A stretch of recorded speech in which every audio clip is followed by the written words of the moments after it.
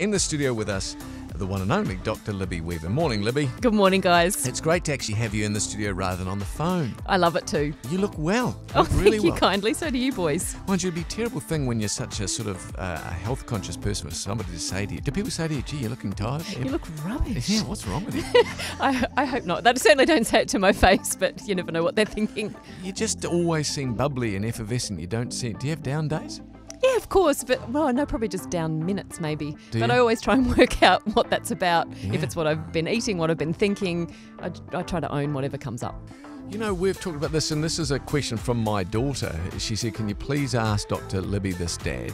Can you damage your metabolism? And if you do damage your metabolism, can you then reinstate it to how it should be? Absolutely.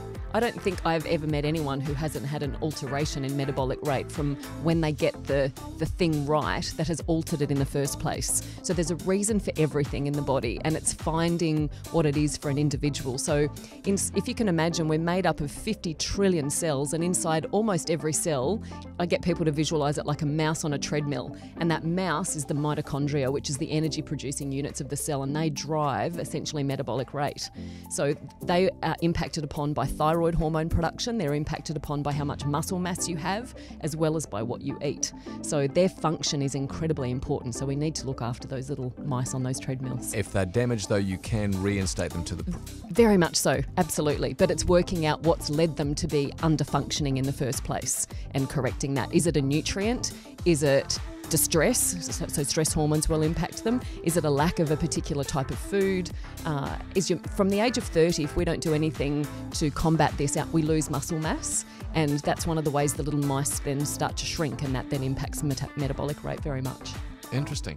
Now, Gary and I had a really interesting interview. Remember, Gary, the guy that wrote the book, What the Fat? He was a professor. I think he had done his PhD. Yes. There was a team of researchers who did this thing. You probably know that. Have you heard of the book, What the Fat? Yes. Yeah. So do you agree or disagree with that sort of philosophy? Because, of course, someone like Gary, well, he was just rapt to read it. He was reading every page. Chicken skin. Yeah, the fat on chicken. I mean, it's a very interesting question, because we did discuss, in the olden days, it is my parents' day, we all had the roast was cooked and dripping, we ate the chicken skin, etc., etc. He seemed to think that was all right. How do you feel about that? So, because it's essentially a whole real food, our body knows what to do with it. We've got all of the digestive system equipment to break down whole and real food. And if we look in the body, there are two fuels, fat and glucose. And we use a combination of both pretty much all the time. So what we want is our body to be very efficient at utilising body fat. And to do that, we have to eat fat.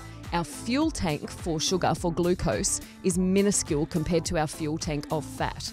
So if you think about a car that uses petrol, but it's also got some oil, it's the petrol we've got to constantly fill up.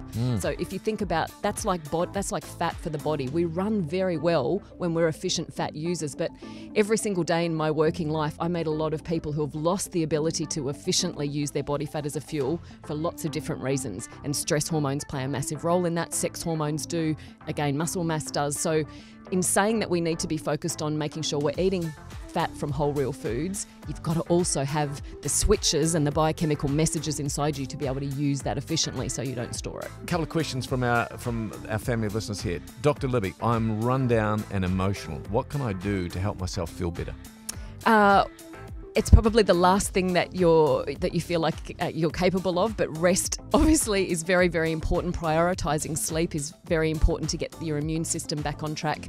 The adrenal glands is where we make all of our stress hormones from, and when we feel really depleted, usually one of those stress hormones called cortisol has gone very low. If we don't wake up with great energy and vitality, often it's cortisol that's gone low. So a big adrenal focus, which involves that resting, it involves breath focus practice ideally to help those adrenals. We were talking about that earlier here in studio. You can embrace a breath focus practice, even being coached by a little 6-year-old to help you do that. That's happened to me, yes. But it's also recognising what has led to the depletion, because if we put all these things in place to help restore you, if you're still running the same patterns, food or with your thoughts that lead to the depletion, you can fight an uphill battle. So you've got to work out what's led you there.